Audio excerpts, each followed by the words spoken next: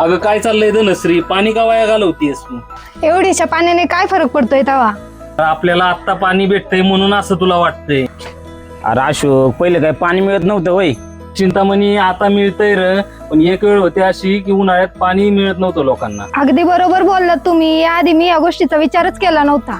अगं धनश्री, आपलं नशीब चांगलं म्हणून रेंट्री फाउंडेशन सारखी संस्था आपल्या राजगड वेल्हे भागात काम करते. अरे भाऊ, काम करते मग नक्की काय करते? अरे चिंतामणी, तू शहराकडे राहतोस, तुला काय माहिती रेंट्री फाउंडेशनने इकडं पाणलोट विकासावर किती कामं केल्यात. अरे पाणलोट विकास म्हणजे काय? अरे पाणलोट विकास म्हणजे पाझर तलावातला गाळ काढला, तिथं पाणी साचून राहावं म्हणून. त्याच्यानंतर डोंगरात सीसीडी केल्या, खड्डे खणले की तिथं पाणी मुरून राहावं, पाण्याची पातळी वाढावी म्हणून. त्याच्यानंतर विहिरीतला गाळ काढला. अरे बाबा, ही कामं झालीत, पण ह्या कामाने काय फरक पडला? अरे ती कामं केल्यामुळं पाण्याची पातळी जमिनीतली वाढली आणि आता वर्षभर पाणी मिळतंय, पुरतंय आपल्याला. हो ना, खरंच आता हे जाणवतंय. अगं धनश्री, हे माहीत असून सुद्धा तू पाणी वाया घालवतीयस. हो अशोक भाऊ, नाही आता मी पाणी वायाला घालवणार. आता मी जपून पाणी वापरत जाईल.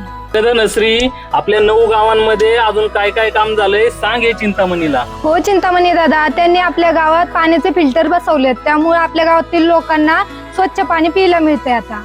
आता कशी बोललीस धनश्री, म्हणूनच या पाण्यामुळे होणारे आजार कमी झालेत. अरे भावा, मला तर माहितीच नव्हतं की आपल्या गावात एवढी मोठी कामं झालीत ती. अरे हे तर काहीच नाही, ह्या वर्षी सुद्धा पाणलोट विकासावर भरपूर कामं होणार आहेत.